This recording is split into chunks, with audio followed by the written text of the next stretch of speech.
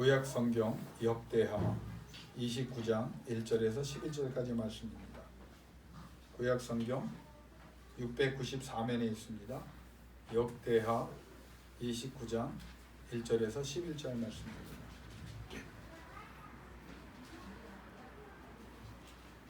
우리 천천히 같이 받들어 봉독합니다. 히스기야가 왕위에 오를 때에 나이가 25세라 예루살렘에서 29년 동안 다스리니라. 그의 어머니의 이름은 아비야요 스가랴의 딸이라. 히스기야가 그의 조상 다윗의 모든 행실과 같이 여호와 보시기에 정직하게 행하여 첫째 해 첫째 달에 여호와의 전 문들을 열고 수리하고 제사장들과 레위 사람들을 동쪽 광장에 모으고 그들에게 이르되 레위 사람들아 내 말을 들으라. 이제 너희는 성결하게 하고 또 너희 조상들의 하나님 여호와의 전을 성결하게 하여 그 더러운 것을 성소에서 없애라. 우리 조상들이 범죄하여 우리 하나님 여호와 보시기에 악을 행하여 하나님을 버리고 얼굴을 돌려 여호와의 성소를 등지고 또 낭실문을 닫으며 등불을 끄고 성소에서 분향하지 아니하며 이스라엘의 하나님께 번제를 드리지 아니하므로 여호와께서 유다와 예루살렘에 진노하시고 내버리사 두려움과 놀람과 비웃음거리가 되게 하신 것을 너희가 똑똑히 보는 거라. 이로 말미암아 우리의 조상들이 칼에 엎드러지며 우리의 자녀와 아내들이 사로잡혔느니라.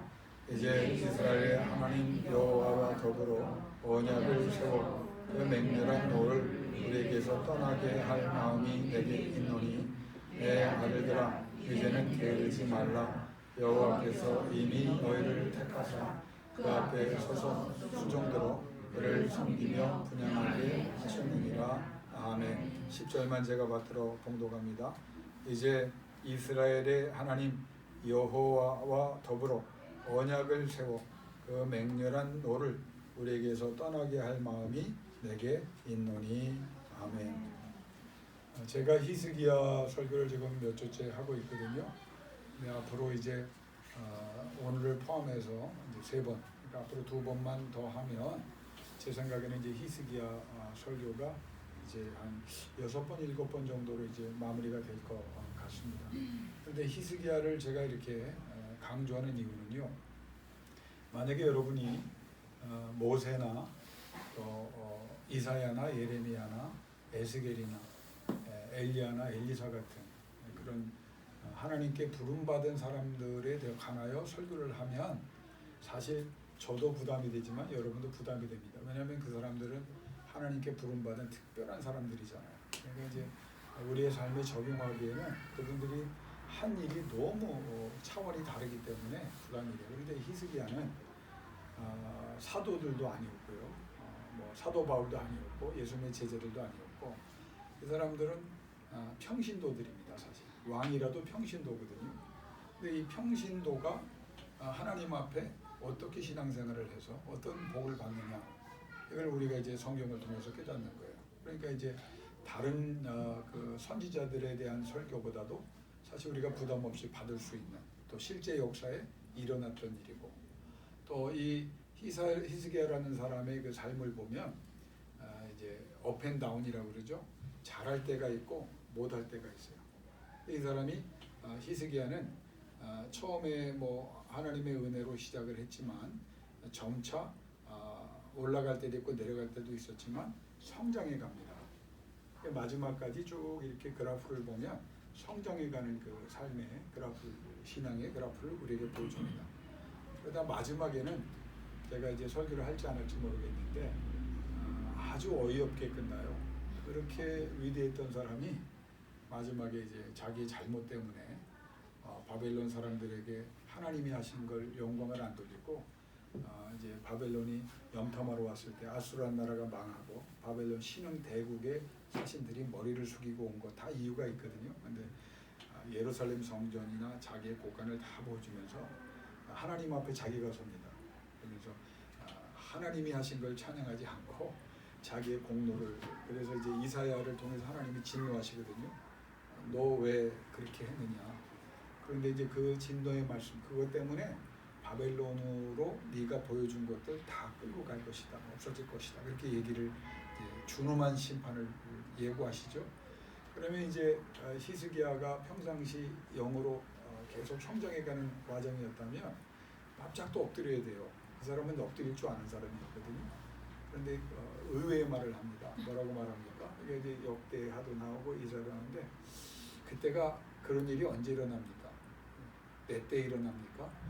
바벨론에 의해서 망하는 게. 그랬더니 이사야가 그러죠. 네 때는 아니다. 그 사람이 뭐라고? 그럼 됐습니다. 내 때 안 일어나는데 그냥 알겠습니다. 그리고 그냥 가요.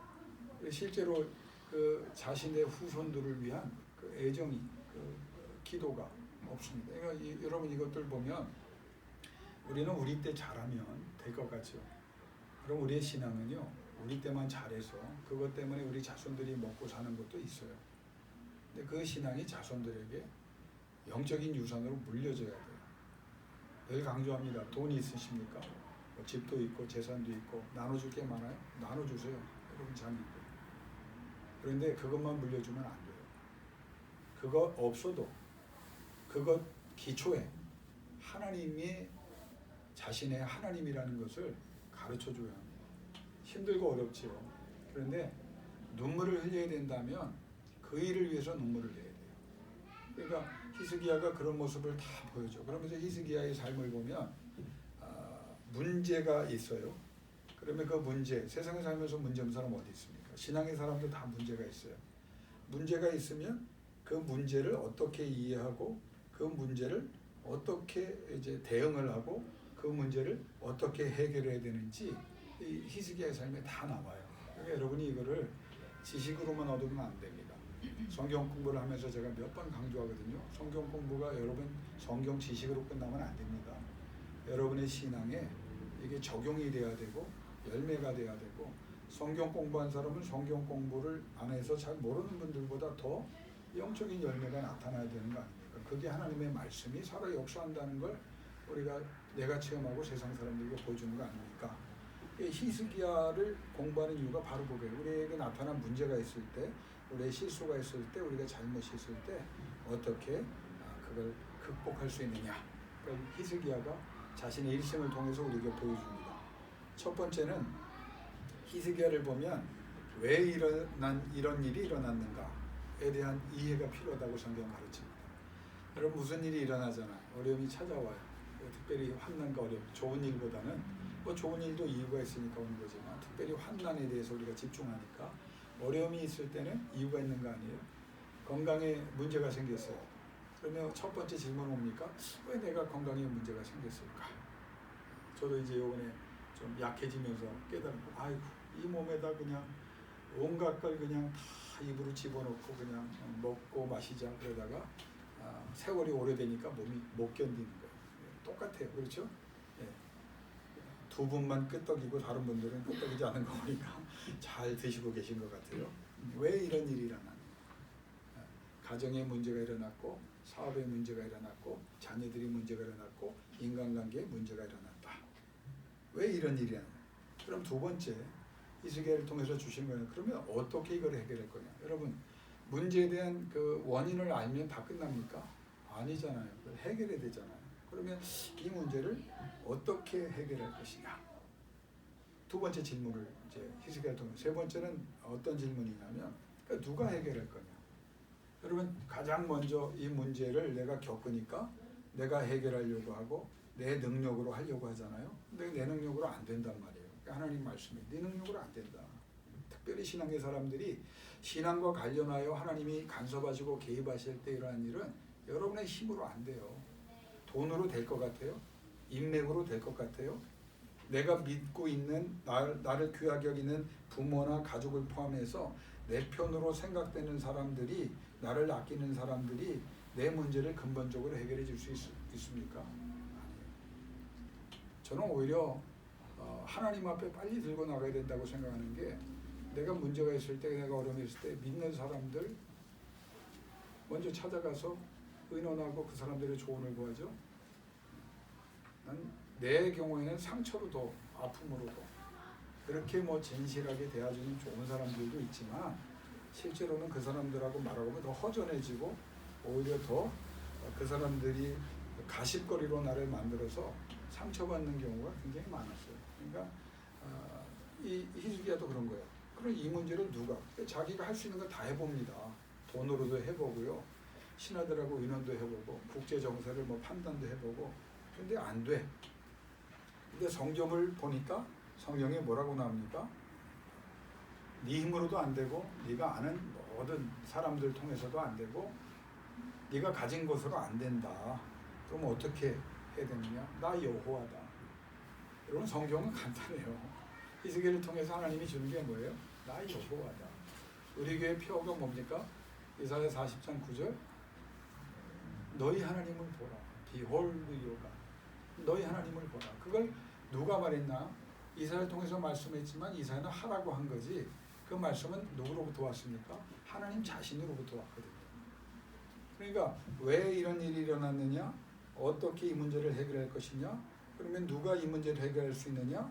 이 세 가지를 고민하고 할 수 있는 거 다 하다 안 될 때 하나님이 주신 게 뭐냐면 나 여호와가 함께 해야 된다. 이 여호와와 함께 한다는 것은 다시 강조합니다. 하나님과 우리와의 관계예요. 원문을 보면 하나님을 향한 관계입니다. 그러니까 하나님과의 관계에 문제가 생기면요, 모든 게 다 흐트러집니다. 성경에 인류 역사에 대해서 하나님이 나와의 관계가 잘못되면, 너희가 범죄하거나 너희가 죄를 짓거나 나를 무시하거나 나에게 오지 않으면, 그러면 어떤 일이 일어나요? 첫 번째 뭘 말하셨죠? 기근을 얘기합니다. 처처의 기근, 지직 뭐 이런 거 지금 우리 사회에 일어나고 있어요. 두 번째 말한 게 뭡니까? 역병이에요. 전염병. 성경 그대로입니다. 지금 우리가 코로나 시대 앞으로 이제 전이가 나오죠. 역병이에요. 세 번째 단계는 더 구체적으로 나오죠. 어떤 일이 일어납니까? 전쟁이 일어납니다. 지금은 러시아 우크라이나 전쟁이 일어났죠. 그게 이란과 이제 조금 있으면 이제 사우디, 이스라엘 다 끌고 들어가고요. 중국과 이제 대만도 지금 일촉즉발이고, 남한과 북한도, 우리나라와 북한도 지금 어떻게 될지 모르는 상황이고요. 지금은 온 세계가 지금 화약. 그러니까 여러분 우리가 그냥 그냥 신문을 보면서 방송을 보면서 이런 일이 일어났구나, 그런 게 남의 일이라고 생각하면 안 돼요. 실제로 우리가 러시아와 우크라이나 전쟁 났을 때 우리나 세계 경제가 이렇게 힘들어질 줄 알았나요? 이제는 만약에 강대국 하나가 거기에 이제 관여해서 뭐 큰 사건을 일으키거나, 중동이 남의 일 같아요. 중동 전쟁 나면요, 곧바로 유가 문제 나옵니다. 석유나 무슨 가스나 천연 자원의 문제. 그러면 이 전 세계의 모든 경제가 다 흔들리는 거예요. 하나님이 우리에게 뭘 말씀하셨다고요? 나하고 관계가 깨어지면 첫째는 기근이다, 지진이다. 두 번째는 뭐라고 그랬다고요? 역병이다. 세 번째는 뭐라고 그랬다고요? 전쟁이 일어난다. 그러니까 하나님이 말씀하신 대로 그대로 일어나는 거예요. 그러니까 하나님과의 관계는 작게 말하면 우리의 개인의 모든 삶에 다 영향을 줍니다. 여러분에게 일어나는 일은요, 우연한 일이 아니에요. 하나님과의 관계의 반영입니다. 하나님과의 관계에서 우리가 바로 서 있느냐. 자, 하나님과의 관계가 깨지니까 성경이나 인류 역사를 보면 인간은 최고에서 최악의 존재로 전락합니다. 상태가 나빠지는 거예요. 최고의 환경에서 최악의 환경으로 환경이 나빠집니다. 끝없는 고난의 삶으로 우리는 힘들어합니다. 그러니까 하나님과의 관계가 잘못됐는데 돈으로 과학이나 기술이나 문화나 세상의 시스템이나 세계 열강의 무슨 뭐 회의와 합의를 통해서 유엔이 인류를 위해서 뭘 하고 있어요? 유엔이 나서서 해결한 게 뭐 얼마나 근본적인 문제가 해결이 됐습니까? 우리의 인간의 이성이요? 아니 이성적인 인간이 동물도 안 하는 짓을 지금 저 러시아하고 저 우크라이나 보세요. 하루에 몇백 명씩이요, 왜 죽는지도 모르고 죽어가고 있어요. 뭐 이쪽에서 폭탄을 쏴서 뭐 러시아를 싫어하는 사람들은 러시아 군사 63명이 죽었다. 여러분 가만히 생각해보면 정말 천하보다 귀한 영혼들이 그냥 죽어가는 거예요. 저쪽에도 또 미사일 쏘고 애들이 죽어가고 있고요. 임산부가 또 노약자들이 굶어 죽고 있고 얼어 죽고 있습니다. 매 순간 지금 우리가 알지 못하는 곳에서 수많은 영혼들이 죽어가고 있어요. 근데 우리는 이 이유가 뭐냐? 인간의 이성으로 됩니까? 여러분, 인간의 이성이 대단하다. 계몽주의. 유럽의 그 역사를 보세요. 계몽주의. 그 계몽주의를 앞세우고 뭐 칸트의 순수 이상을 얘기하고 무슨 해겔을 얘기하고 다 뭐 하다가 1차 세계 대전 때 가장 많은 사람이 죽었거든요. 그냥 총 쏘는데 앞으로가 다 죽어. 저쪽에서 총 쏘는데 앞으로가 다 죽어. 진흙탕에 빠져 죽어. 포탄에 죽어. 제일 많이 죽은 게 1차 세계 대전. 1차 대전 겪고 나서 얼마 안 있다가 세계 평화를 누가 이룰 거냐? 인간이 또 이룰 수 있다고 막 또 이제 인간의 이제 어떤 새로운 르네상스를 얘기합니다. 보세요. 그 인간들이 2차 세계대전을 일으킵니다. 그리고 얼마나 많은 사람들이 죽었어요. 그러니까 뭐 각 나라에서 일어난 일 빼고도 중국도 보십시오. 지도자 한 명이 뭐 참새를 잡아라. 그래서 2억 마리 참새 잡아가지고 3천만 명이 굶어 죽었어요. 이런 상황이 인간의 의상이나 인간의 뭐 지도자 천만에요. 하나님이 뭘 말하냐면 하나님을 알아야 된다. 하나님을 의지하고 의뢰해야 된다. 하나님께서 함께 하시는 여러분 되시기를 주 이름으로 축원합니다. 하나님과의 관계가 중요한 거예요. 예배요? 빠지고 싶으면 빠져보세요. 저도 이제 선지자 될랍니다. 이제 좋은 말 안 해요. 빠져보세요. 타당한 이유 아니고 빠져가지고 하나님보다 더 사랑하는 게 우상숭배예요. 성경에 말하는 거죠. 취미 때문에 빠졌다? 그 하나님이 납득하시겠어요? 하나님 의지하지 않기 때문에 어떤 일을 했다? 하나님이 안 도와주는데 여러분 될 것이다? 아유 목사님 뭐 이렇게 악담을 하십니까? 악담이 아니에요. 성경에 그렇게 말씀했죠. 진정한 성공이 뭐냐? 여러분 행복하기를 원하세요? 편하기를 원하세요?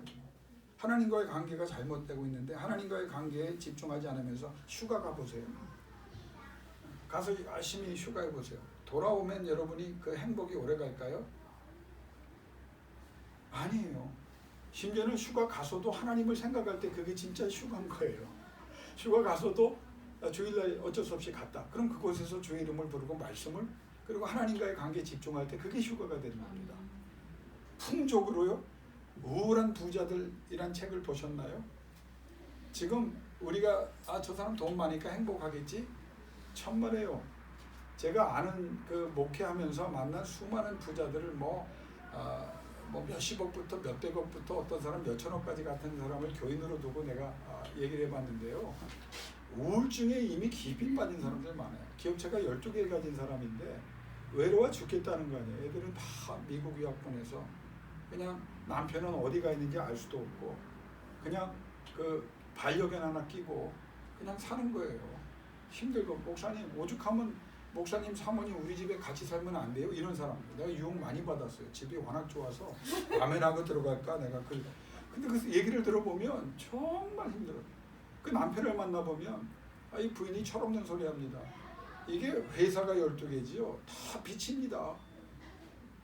부채가 400%인 걸 여러분 나도 몰랐으니까 목사니까. 근데 400%가 되니까 매달 봉급 줄 때만 돼도 이 회사 잘 되면 저 회사 그래서 회사를 왜 이렇게 많이 합니까? 이렇게 안 하면 이 회사 잘 될 때 이거 갖다가 안 되는 회사가 또 잘 되면 또 잘 되다 안 되는 회사를 갖다 메꿔야 되는 게 인생이라는 거예요. 돈으로 안 되는 거예요. 학식을 박사기를 몇 개 가진 사람들 얘기해 보세요. 하나님과의 관계가 회복되지 않으면 하나님이 없으면 어울리는 사람들하고 여러분 주변에 사람들하고 많이 어울리면 여러분 그 마음이 그때만 편하지 근본적으로 해결이 됩니까? 아니에요. 군중 속에 고독이라는 걸 아세요? 목사가 이상하죠. 여러분 예배하고 이렇게 볼 때는 참 좋은데 싹 가잖아요. 우리 교회는 금세 가잖아요. 원래도 안 있고. 그럼 여기 혼자 빈 사무실에 이렇게 이쁜 사무실에 혼자 목요일날 그냥 기도하고 막 부르짖다가 기도하다 가십시오. 그럼 왜 이렇게 빨리 가시는지 싹 가고 이렇게 마지막 불 끌 때 9시 정도 돼서 불 끄고 이 빈 사무실로 들어갈 때 공허함. 야 군중소리. 그거 어떻게 이기는지 아세요? 하나님이 함께 하실 때 이기는 거예요. 아유. 왜냐하면 하나님이 내게 주신 게 뭐냐. 낙규나 뭐 교인들을 위해서 최선을 다해라. 그리고 내 집을 채우는데 열심을 갖도록 우리 교원들이, 내 자녀들이 힘쓰면 좋겠다. 그런데 그것 때문에 영향을 받지 말아라.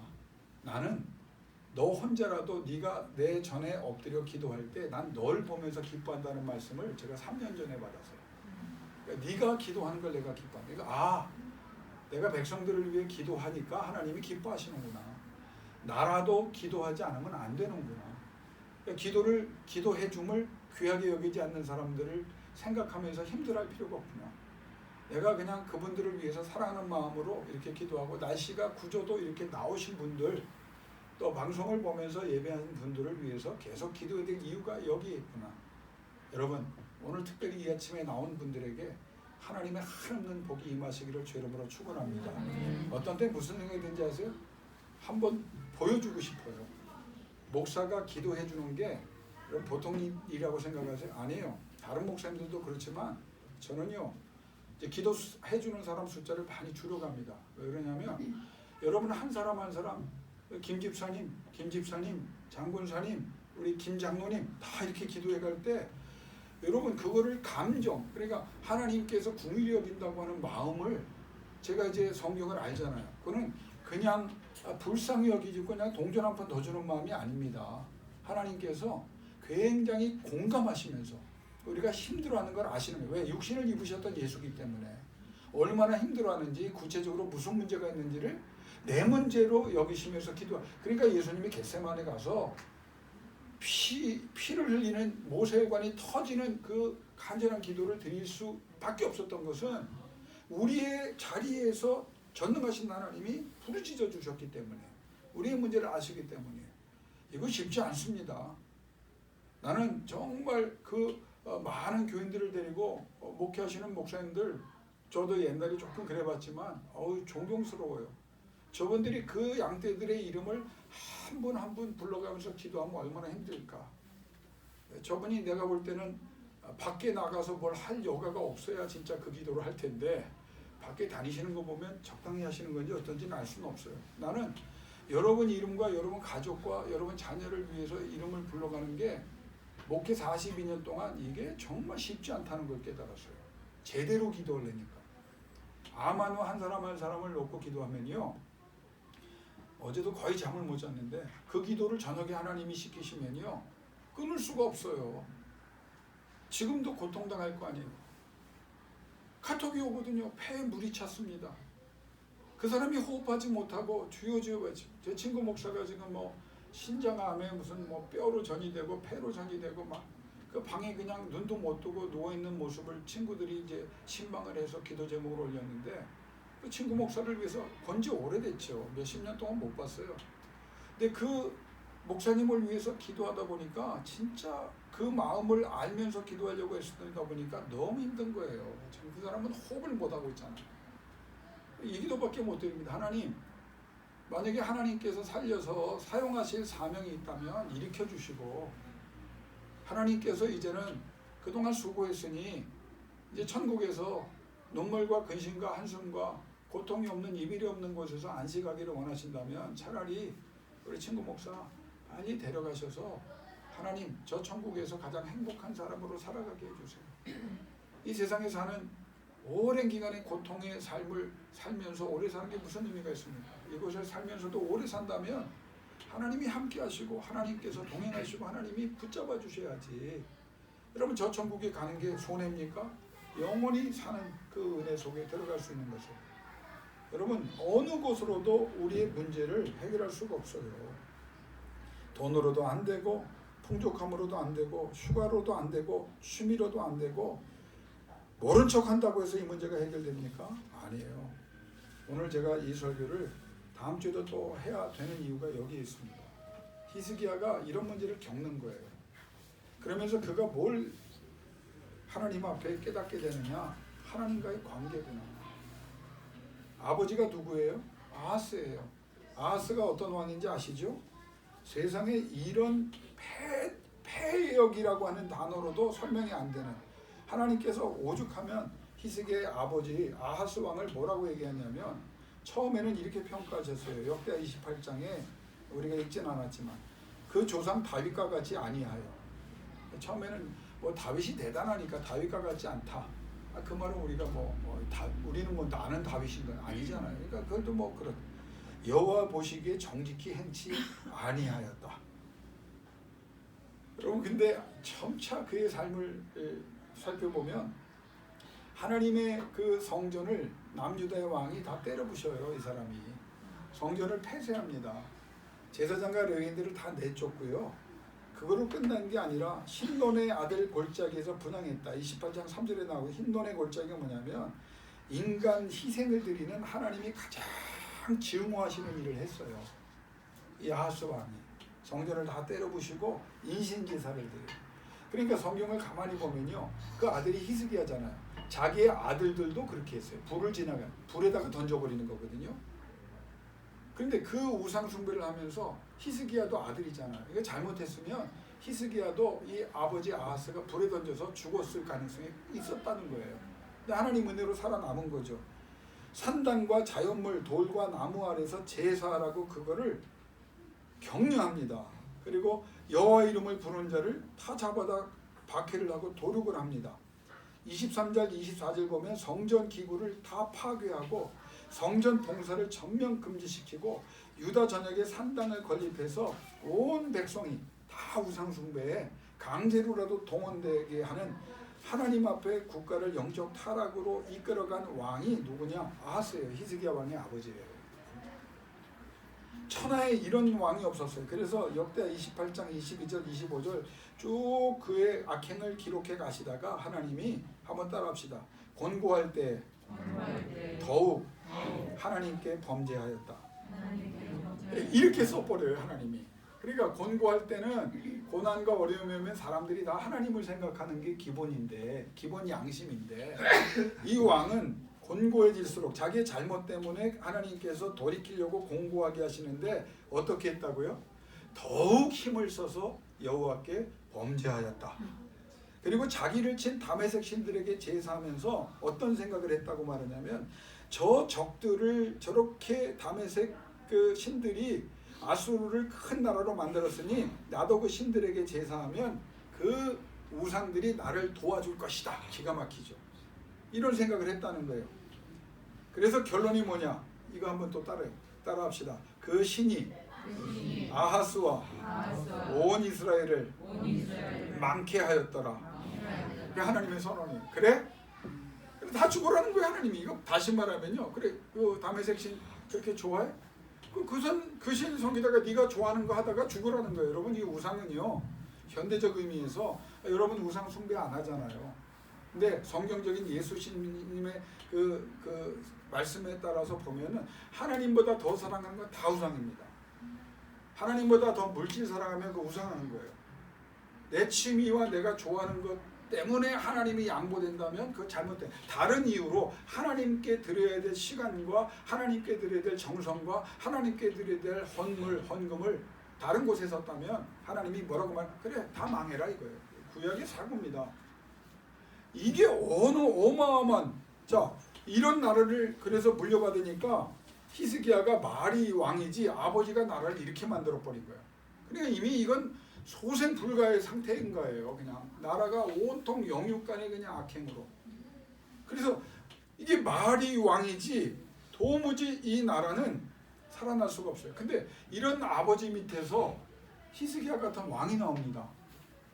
하나님이 처음에 뭐라고 말하냐면 그 조상 다윗의 모든 행위와 같이 아버지에게 평가한 거 반대로 말합니다. 그러니까 아하스 왕이 죽은 다음에 하나님이 얼마나 미워했냐면, 다윗의 자손들은 다윗이 왕들이 그 죽어 들어가는 무덤이 있어요. 예루살렘 성 밑에. 거기에 묻히지 못하게 하고 바깥에 묻히게 해버립니다. 그러니까 왕의 그 무덤에도 못 들어가요. 그런데 히스기야는 29장 2절에 보면 그 조상 다윗의 모든 행위와 같이 여호와 보시기에 정직히 행하였다. 이렇게 설명을 해버립니다. 그러니까 하나님께서 어떻게 이런 왕이 나왔냐. 첫째는요, 어머니와 외조부의 영향이에요. 그러니까 신앙의 조상이 참 중요합니다. 그 모친의 이름은 아비야고 그 외조부는 스가랴다. 그게 이름이 거기에 이사야 8장 2절에 나왔어요. 여기 역대하에는 이제 어머니라냐. 어머니 이름은 뭐냐? 뜻이 아비야. 여호와는 아버지시다. 그러니까 그 어머니는 하나님을 누구로? 아버지로 모시는 사람이었어요. 그럼 외조부는 누구냐면 여호와께서 기억하셨다. 그래서 이사야 8장 2절에 보면 진실한 증인 제사장이다. 그러니까 제사장인 거예요. 목사인 거예요. 지금으로 치면. 그 목사인 외할아버지가 여호와를 기억하는 사람이었고, 그 아하스가 히스기야를 망가뜨리지 못하도록 어머니와 그 외조부가 신앙교육을 엄청나게 시킵니다. 그러니까 히스기야가 아버지의 영향을 받지 않아요. 어머니의 영향을 받고 외조부의 영향을 받아요. 근데 하나님께서 똑같은 선지자를 아하스에게도 보내셨지만 아하스는 아예 거절했죠. 역사상 가장 큰 선지자 중에 한 명인 이사야의 명성에 약간 뒤져졌지만 이사야 못지않은 사람이 누구냐? 미가 선지자입니다. 하나님께서 히스기야의 그 교육 환경을 만들어 주실 뿐 아니라 이사야와 미가라고 하는 대선지자를 붙여줘서 어린 시절부터 말씀으로 양육받게 합니다. 자, 그러면 오늘 결론 딱 하나만 여러분이 기억하면 돼요.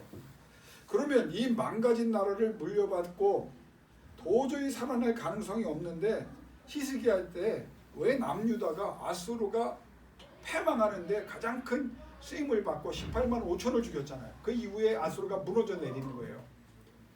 그 무너진 나라에 그 빼앗긴 땅을 다 되찾고 그 나라를 어마어마한 국가로 다시 세워가느냐. 그럼 그 이유가 있을 거 아닙니까? 여러분, 제가 질문 하나 할게요. 하나님이 힘들고 어려울 때 도와주시기를 원하시죠? 예? 이쪽은 아멘이 앞쪽이 없었어요. 다시. 하나님이 힘들고 어려울 때 도와주시기를 원하시죠? 그러면 이제 질문할게요. 왜 도와주셔야 합니까? 왜 도와주셔야 돼요? 예? 왜 도와줘야 돼요? 그렇죠. 내 아버지니까. 그 고백 속에서 무엇이 있어야 합니까? 아버지가 말한 대로 행해야 되는 거예요. 딱 첫 번째. 두 번째 뭐예요? 아버지와 관련된 일부터 시작하는 거예요. 그게 하나님과의 관계입니다. 히스기야가 제가 시리즈로 설교하면서 성전 개혁을 얘기했죠. 두 번째 어떤 단계를 얘기했습니까? 성전 개혁으로 안 된다. 두 번째 뭐가 중요하다고 그랬죠? 여호와의 전에 나아갔다고 얘기했어요. 그래서 이사야가 기도했다고 그랬어요. 근데 그걸로 해결이 안 돼요. 왜? 산헤립이 완전히 사라지지 않았으니까. 그런데 그 다음에 협박 편지를 받고 어떻게 해요? 여호와의 전에 올라가서 자기가 기도를 해요. 그런데 이 모든 회복의 시작이 어디에서 일어나냐면 하나님과의 관계가 가장 중요하다고 하는 것을 그 어머니와 외조부의 교육 속에서 이사야와 미가 선지자의 교육을 통해서 깨달은, 그래서 아버지가 나라를 이렇게 엉망으로 만든 이유가 뭔가를 고민하던 그는 하나님으로부터 시작되는구나. 하나님으로부터 시작됩니다. 내 힘으로 안 된다는 거예요. 이미 망가졌어요. 누구의 힘으로도 안 돼요. 그런데 그 신앙교육을 통해서 그가 깨달은 것은 무엇이냐? 하나님과의 관계다. 하나님과의 관계다. 이 상황 인식이 굉장히 중요한 거예요. 나는 오늘 특별히 이 아침에 우리 민서와 정우와 영훈이와 우리 지우가 이런 시각을 좀 가진 젊은이들이 됐으면 좋겠어요. 히스기야가 25살 때 왕이 됩니다. 그러니까 여러분 나이 또래예요. 뭘 알겠어요. 근데 신앙교육 하나 받고 어떤 시각, 내가 이 나라를 어떻게 재건하리랴? 하나님과의 관계구나. 나와의 관계구나. 하나님이 말씀하신 대로 해야 되겠구나. 하나님께서 나에게 명하신 하나님과 관련된 일을 좀 해야 되겠구나. 여러분, 제가 우리 장 집사님 그 설교를 이제 신방 가서 하면서 이 얘기를 해요. 여러분도 마찬가지예요. 하나님 일에 관련된 그 일에 열심을 좀 품어야 하나님이 사용하시는 거예요. 그 진심이 통해야 되는 거예요. 하나님, 나 도와주세요. 왜? 나 하나님 말씀대로 하고 싶고요. 하나님 영광을 드러내고 싶고요. 하나님의 이름을 좀 높이고 싶습니다. 우리 젊은들의 꿈이 그런 꿈이 되면 내가 100%, 1000% 책임집니다. 안 되면 여러분 인생 내가 할 수 있는 대로 책임 다 질게요. 하나님의 영광을 위해서 하나님과 관련된 일에 영향력 있는 사람으로 쓰임받기를 원합니다. 하나님, 그러니 도와주십시오라고 할 때 여러분의 가정과 기업과 자녀들 위해 그런 역사가, 그런 능력이 나타날 줄로 믿습니다. 그걸 깨달은 거예요. 자, 듣기만 하십시오. 역대하 29장 8절에 여호와의 전이 황폐하였고 여호와의 전이 황폐한 것부터 고쳐야 되겠구나. 9절에 뭐라고 말합니까? 여호와의 전을 황폐한 우리 아버지 때문에, 우상 숭배한 백성들 때문에 이로 인하여 우리 열조가 칼에 엎드러지며 우리의 자녀와 아내가 사로잡혔구나. 그걸 9절에 깨닫습니다. 그리고 10절에 그 깨달음 속에서 뭐라고 말합니까? 여러분 크게 좀 따라하세요. 이제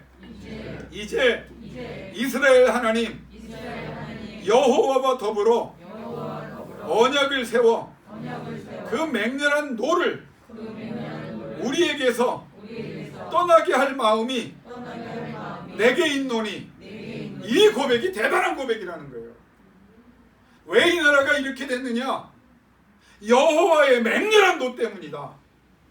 그럼 이 여호와의 맹렬한 노를 어떻게 해결해야 되느냐? 우리가 이 여호와의 맹렬한 노 때문에 완전히 망하고 황폐해졌고 노역 속에서, 노역이 뭐라, 전쟁 같은 삶을 사는데 어떻게 여호와의 전이 황폐한 게 문제구나, 이걸 깨달았다는 거예요. 여호와의 전이 단순히 건물 짓자는 얘기가 아니에요. 하나님과의 관계가 잘못됐다고 고백하는 거예요. 그러면서 하나님과의 관계가 잘못되니까 우리 열조가 칼에 엎드려져서 다 죽었어요. 왜? 예루살렘 성 빼고 다 아수르에게 뺏긴 상태입니다. 우리의 자녀와 아내가 사로잡혀가서요. 20만 150명이 아수르에게 잡혀간 상태거든. 그런 나라에 물려받은 거예요. 몇 사람 남지도 않았어요. 예루살렘 성에. 그래서 18만 5천이 애워싸고 지금 협박하고 있는 상황이란 말이에요. 근데 그 모습을 보면서 이 맹렬한 노 때문에 우리가 이렇게 됐는데, 이 맹렬한 노를 그럼 어떻게 할 것이냐? 하나님, 우리의 하나님 여호와와 더불어 언약을 세워. 무슨 언약이에요? 제대로 하겠습니다. 이제는 하나님과의 관계를 제대로 하겠습니다. 그러면 하나님의 맹렬한 노를 우리에게서 떠나게 하신다. 나는 이걸 믿노라. 여러분, 이제 설교를 제가 마무리할게요. 다음 주에도 또 해야 되니까. 하나님 앞에 어떻게 해야 회복이 일어나고 어떻게 해야 능력이 나타납니까? 여호와와 언약을 세우시고 그 언약을 반드시 지키시고 그 하나님 앞에 여러분이 몸부림친다면, 종교개혁을 거창하게 말할 필요도 없이 신앙개혁을 통해서 기도하지 않던 사람이 기도하고, 예배를 중하게 여기지 않던 사람이 예배를 중하게 여기고, 내 것이라고 착각했던 사람들이 하나님이 맡겨주신 것이다. 내 자녀가 아니라 하나님이 맡겨주신 하나님의 자녀요. 내 자녀와 내게 속한 모든 것이 다 하나님 것이라면 하나님의 말씀에 따라 하나님과의 관계를 회복하고 하나님의 은혜로 다시 회복시키리라. 그때 하나님의 이적이 시작될 줄로 믿습니다. 없어요? 주시지요. 누가? 전능하신 하나님. 병들었어요? 고치시지요. 누가? 전능하신 하나님, 여호와 라파의 하나님이. 슬픔과 근심 속에 있어요? 여호와가 위로하시면 황폐한 곳에 하나님의 재건축의 역사가 일어나고, 여호와가 위로하시니 노역이 끝나고, 여호와가 함께 하시니 여호와께서 승리의 노래를 부르게 하셔서. 한 가지만 딱 얘기합니다. 무너진 나라, 그 기득권 세력들이 다 있는데 25살에 왕 되자마자 왕권이 약하잖아요. 힘도 없잖아요. 하나님 믿고 뭐 하는 줄 아세요? 성전을 고쳐라. 그리고 레위인과 제사장들을 광장에 불러놨다고는 말하잖아요. 야, 기죽지 마라. 니네 아버지, 내 아버지 때 니네들이 핍박을 받고 성전 제사가 완전히 무너지니 니네들 굶고 살았지. 여러분, 제사장과 레위인은요, 성전 제사가 없어지면 굶는 거예요. 굶고 다 흩어져서 목사들이 딴짓하고 있는 거예요. 먹고 살기 위해서. 상황이 그러니까 신분 숨긴 사람도 있을 것이고, 요즘 난 그것 때문에 고민 많이 합니다. 목사가 힘든 상황에서 투잡을 뛰어야 된다는 그런 교수들도 있고 목사님들도 있고, 목사는 굶어 죽도 여호와의 분깃으로 살아야 되니까 하나님이 안 굶여 죽이니까 그냥 여호와의 분깃으로 가라고 그러는데, 힘든 사람들은 그 배부른 사람들 소리지, 지금 내가 우리 자녀들 뭐 끼니도 없는데 어떻게 사는, 그런 목사님들도 많이 계시거든요. 그래서 내가 요즘은 하나님 우리 교회에 복을 주사, 우리 자녀들에게, 우리 집사님 권사님들에게 복을 주사, 그런 목사님들 기죽지 않도록 여호와의 분깃을 전달하는 통로가 되게 하여 주옵소서. 여러분 줄 잘 서십시오. 요때 여기 서면 하나님이 여러분 주십니다. 기복이 아니에요. 그런 꿈을 갖고 기도하라는 거예요. 하나님, 선교사들 힘든데 우리 교회에 내가 그런 쓰임을 받기를 원합니다. 하나님 나를 사용하여 주옵소서. 그러면서 레위인 제사는 기죽지 마라. 다음 주에 더 구제 힘내서 하나님을 섬기자. 이제 여러분이 이제 아멘을 이제 하실지 안 하실지 궁금한데, 목사가 이제 하다가 힘들고 어려워. 그때 장로님, 앞으로 미래에 이제 몇 분 장로님들과 기도합니다. 되실 분들과 안수 집사님들, 또 권사님들이, 집사님들이, 청년들이, 목사님 기죽지 마세요. 하나님께서 도와주십니다. 마음에 안 들지만 나를 통해서 하나님의 위로가, 하나님의 사역이 계속되도록 기도만 해주세요. 내가 그에 감당하겠습니다. 이런 사람이 히스기야 같은 인물들이 쏟아져 나오기를 주의 이름으로 축원합니다. 하나님이 그걸 원하죠. 힘들고 어렵죠? 하나님 앞에 나가십시오. 언약을 세우십시오. 제발 예배와 기도와 말씀과 찬송에 힘을 쏟으십시오. 이곳에 모이지 못하는 우리의 환경을 하나님 아시잖아요. 흩어져 있는 그곳에서 주의 이름을 부르세요. 일어나서 주의 이름을 부르세요. 자기 전에 주의 이름을 부르세요. 힘들고 어려울 때 주의 이름을 부르세요. 근심과 걱정과 염려가 올 때 눈을 감고 주의 이름을 부르세요. 언제까지? 근심과 걱정과 염려가 기쁨과 확신으로 바뀔 때까지. 그리고 계속 기도하세요. 언제까지? 기쁨과 근심과 걱정과 염려와 두려움이 떠날 뿐 아니라 하나님의 응답이 열매로 드러나, 능력으로 드러나 하나님의 영광을 드러내도록 쓰임받는 여러분 되시기를 주의 이름으로 축원합니다. 기도하겠습니다. 하나님, 이 시간 영으로 임재하신 아버지 하나님, 우리 안수 집사님들, 우리 권사님들, 우리 집사님들, 우리 청년들, 우리 어린 아이들, 어린 휴이와 루이에 이르기까지 주의 성령이여 감동하사 하나님을 기억하게 하시고 하나님과의 관계에 모든 것을 쏟아부어 황폐한 곳에 세움받아도 저들을 통해서 에덴 동산의 역사가, 하나님이 거하시는 역사가 일어나게 하여 주옵소서. 저들과 함께 하사 노역이 끝나게 하시고 저들 통하여 영광을 거두사 궁핍과 부족함과 슬픔과 상처와 아픔과 한숨이 기쁨과 간증과 감사로 변화되는 역사가 있게 하여 주옵소서. 다시 한번 만군의 여호와여, 우리의 생명을 걸고 기도합니다. 우리가 예배하는 것 하나님 기뻐하시지요. 이 예배가 영적인 예배가 되게 하시고 이 예배를 통하여 하나님 영광 거두시기를 원하시지요. 임재하셔서 우리의 양떼들이, 예배 참석한 사람들이 몸과 마음과 생각과 영혼의 치료와 회복이 일어나고 저들이 약한 자, 병든 자, 나그네, 굶주린 자들을 먹이고 입히며 치료하고 회복시킬 수 있는 복의 통로로 쓰임받게 하여 주옵소서. 현실에 타협하지 않기를 원합니다.